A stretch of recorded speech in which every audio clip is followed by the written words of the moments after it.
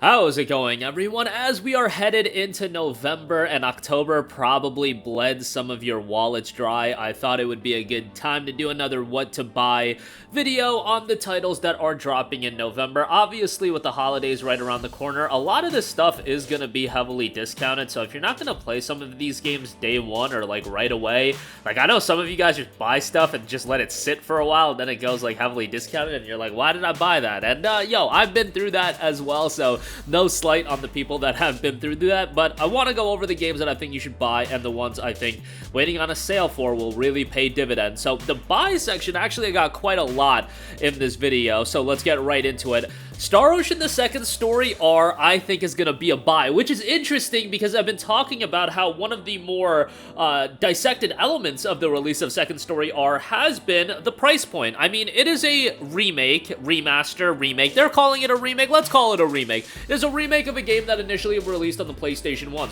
Star Ocean the Second Story. It also got a PSP release as Star Ocean the Second Evolution, and now all these years later, we're seeing it released again at $49.99. Now, if you actually look into Second Story R, there's a lot of quality of life improvements and added bonuses to these games, changes made towards gameplay. You've got New Game Plus in there, and we all know that Second Story is a relatively lengthy game. It's also considered to be one of, if not the best Star Ocean game release. So from all of those aspects and the fact that these releases that are a little bit lower key from Square Enix, like a Tactics Ogre remaster, these games tend to hold up in price for quite a while. Like Tactics Ogre remaster is still going for a hefty price point, and that released at $50 as well. These PSP upgraded releases seem to be ones that hold up in price a little bit more, as Tactics Ogre has, and Crisis Core is finally coming down, but that's still held up in price for quite a while. So if you're a JRPG fan, I'm gonna say Star Ocean the Second Story R is a buy. Next up,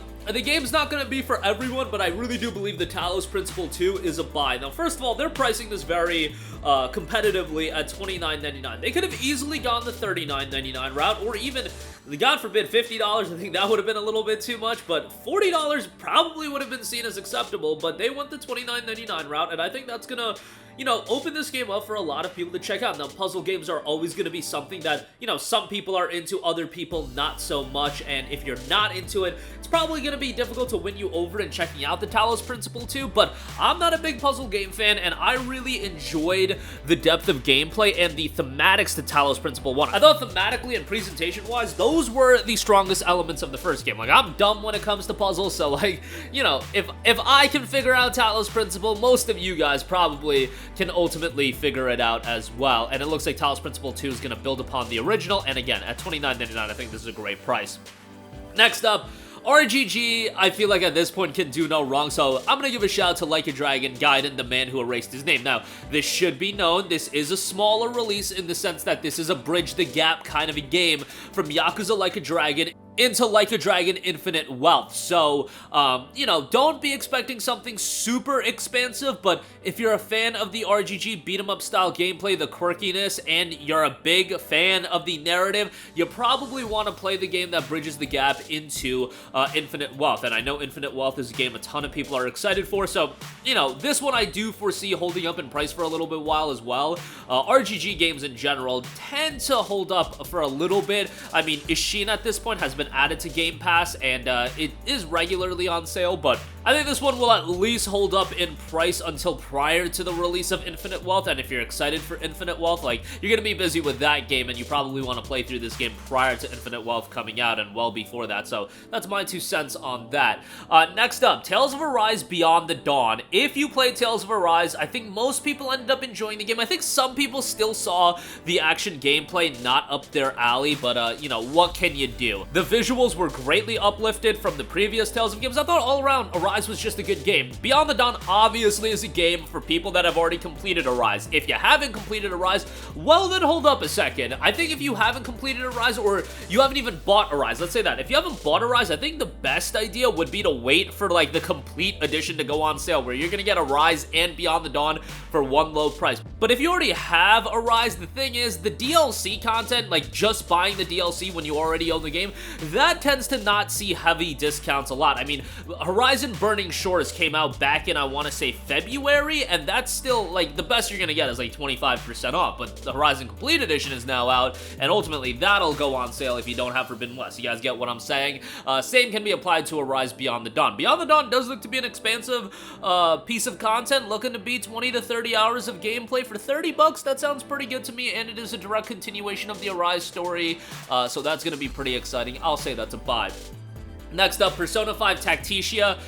Persona just holds up in price. If you look at Persona 5 releases, yes, at this point you can get P5 Royal fairly cheap if you get the PS4 copy, but even that holds up. Persona 5 Royal on the PS5, yo, forget about it. Like, you're gonna be paying a pretty penny still for that as well. Even Persona 5 Strikers for a long time, which that is the game you have to look at in comparison to Tactica because this is more of a spin-off game. Strikers held up for quite a while as well. Sega seems to know what they have in their hands with Persona 5 and Persona in general. I think every game is gonna hold up in price for a little bit, or they're gonna get a nice amount of compensation from Microsoft to add these games to Game Pass, because Tactica is gonna be on Game Pass, so if you do have Xbox Game Pass, like, Tactica is just a no-brainer, but otherwise, if you're a big fan of Persona 5 and the cast, the story, everything like that, and you want more of that, and you want it in a tactics-based style of gameplay, make sure you're into that genre. I know not everybody is into tactical JRPGs, like, you gotta know what you're getting yourself into, and they're making it pretty obvious, given it's called Persona 5 Tactica. Yeah, just know what you're getting yourself into, and I think ultimately it's gonna be well worth the 60 bucks.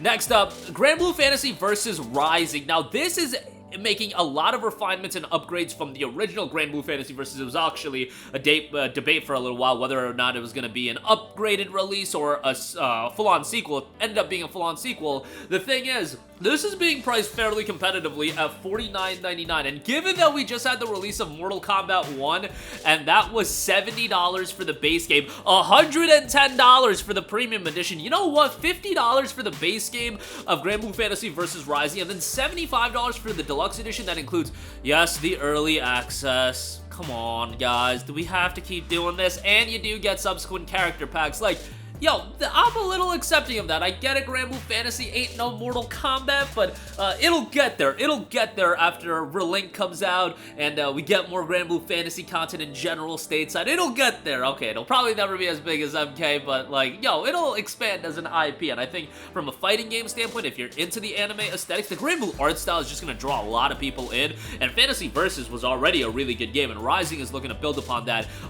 The regular Fantasy Versus does go on sale for dirt cheap. So, like, if you haven't played that, you can literally get that for $1.99 on sale. So, like, go play that if you haven't, and then you'll probably want to check out Versus Rising as well. And again, the deluxe edition being $75 in comparison. What I'm saying is in comparison to some of these other fighting games coming out with, like, the crazy deluxe editions, MK1 in particular, I find that to be a little bit more acceptable. So it gets slotted into the buy section, and, you know, obviously me being a weeb, that's a game that I'm gonna be excited for. And lastly, Phantom Blade Execution. That's a free title. It's a game from S-Game. Obviously, they're working on Phantom Blade Zero. That game hopefully will come out before the PlayStation 5 generation is over and it won't turn into a Lost Soul Aside. That was announced in the PS4 era, and we still don't know if it's going to come out in the PS5 era. Let's just hope Phantom Blade Zero does not end up like that. But Executioners is a free title. Looks like a super slick action RPG, so it's going to be interesting to check this one out. It was originally a mobile title. It will be interesting to also see, you know, the microtransaction elements tied into it, but you know, it's free of charge, and a lot of you guys are excited for Phantom Blade Zero, so Phantom Blade Executioners is one to check out. And moving on from that, that's all buy. I think that's a solid roster of buy titles. I know a lot of Japanese titles. I mean, with Granblue Fantasy, Persona 5 Tactica, Tales of Arise, Like a Dragon, The Man Who Erased His Name, and Star Ocean, that's a lot of Japanese flair, but you know what, those games tend to hold up in price, so I'm gonna give them a shot. Alright, wait for a sale. Right off the top, another Japanese title, Naruto x Boruto Ultimate Ninja Storm Connections. Now, I'm a sucker for Naruto. I've said this over and over again, and the Naruto Storm games are my cup of tea, but come on, man, Bandai Namco, what are you doing?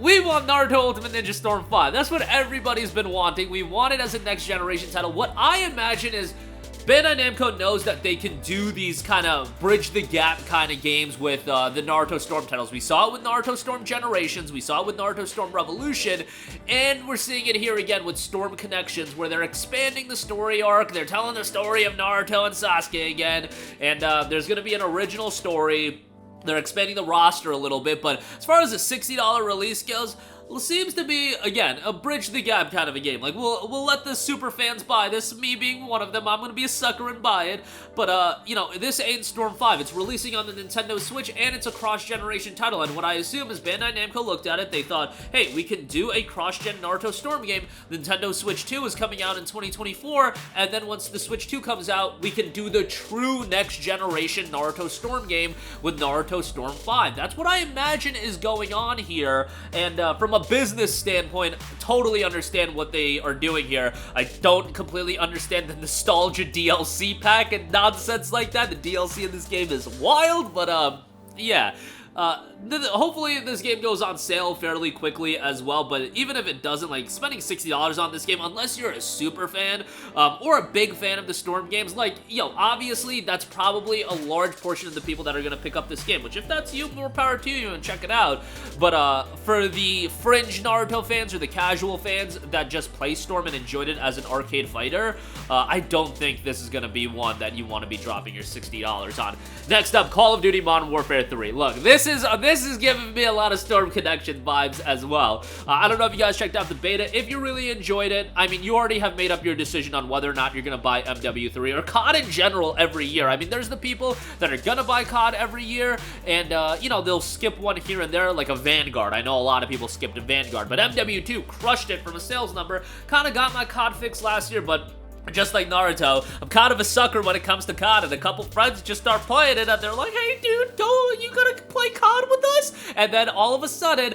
I lose $70, and then I'm online on COD for another 40, 50 hours that year. But, you know, it is what it is. The thing about COD releases, at least nowadays, is that these games actually do go on sale. There was a time back in, like, definitely in, like, the 2009 era, 2010, around that era, like, COD would come out, and then it literally wouldn't go on sale until the following year's COD was already out. Like, it was wild. They would just retain that $6 price tag, but that's not really the case anymore, so these games actually do go on sale, which is nice to see. Next up, Nickelodeon All-Star Brawl 2. All-Star Brawl 1 hit the bargain bin fairly quickly, and I kind of expect that with Brawl 2, especially during the holiday season, where this is the kind of game that, you know, parents are gonna pick up for their kids and whatnot. You've got so many iconic Nickelodeon characters that a game like that is gonna be discounted. I don't know if it's gonna be discounted by the end of the year. I would probably say it will be, but yeah, given the first one was a little bit mediocre, the second one is building upon it, and hopefully it turns out well, but definitely wait for a sale on that one. Next up, we have Song of Nunu, a League of Legends story. Now, I've been very high on the League of Legends story experiences. I think they've been really good.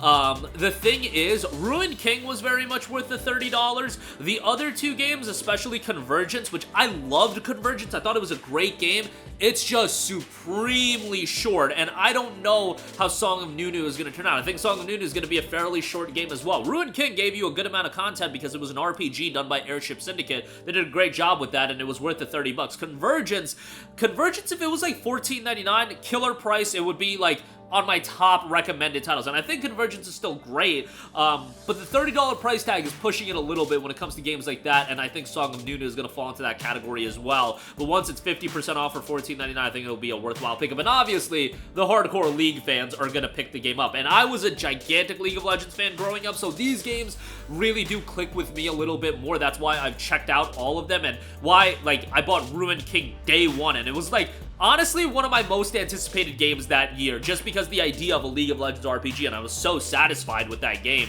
Not saying it's like one of the best RPGs ever, but just seeing the League characters in a competent, well-made game, I was like, wow, how about that? I don't have to have people yelling at me to uninstall a game from my computer for the rest of my life, and people threatening to do horrible things to my family because I performed poorly at a video game. How about that? I can now just enjoy the world and the IP without any of that nonsense. So, these games are obviously going to hit home with me a little bit more, but for Song of Nunu, I would say wait on a sale. And lastly, we have Robocop Rogue City. I am really skeptical on how this game is going to turn out. Robocop is such a beloved IP, not really my cup of tea. The game is set between Robocops 2 and 3, and it's $60 on PlayStation, it's $50 on PC. That $50 price tag, I think, is a lot more palatable, especially because other online e-tailers have the game down to $38. Okay, so if you have a PC and you can get a copy of Robocop Rogue City for $38 versus the $60 that it is on PlayStation 5, yeah, all day. $38 for Robocop Rogue City? City sounds like a great deal. $60 on the other hand,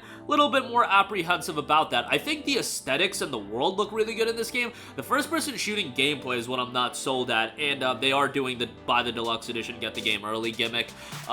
You know, just about every game is doing that these days, so it is what it is, but for Robocop, I think this is going to go on sale fairly quickly. The development studio hasn't done a ton of fantastic games. They did do Terminator Resistance, which was okay, but hopefully Robocop Rogue City is their coming out party, and I do think the game's going to go on sale fairly quickly. Like, I wouldn't be shocked if Rogue City goes down to $40 come Black Friday. Like, I could easily see that, given that, again, well-known IP during the holidays. Makes sense to me. But that is going to do it for me again. I think November is a solid catalog of titles. It's not October, at least not to me, with Spider-Man 2, AC Mirage, Lords of the Fallen, Ghost Runner 2, and Alan Wake 2, so on and so forth. Like, October was on another level, but November is super respectable in terms of the depth in its content. But that'll do it for me. Sound off with all of your thoughts in the comment section down below. If you disagree with me on anything, let me know down below as well. Thank you for watching, and goodbye. Hey guys, we hope you enjoyed the video, and if you did, make sure to hit the subscribe button, and if you're already subscribed, do us a favor and hit the bell icon. This way you'll be notified whenever we post a new video. That's the best way to keep up with all of our uploads, and we usually try to upload 2 videos a day. And with the bell icon hit, you'll be notified whenever we do upload a video. As always, thanks for watching.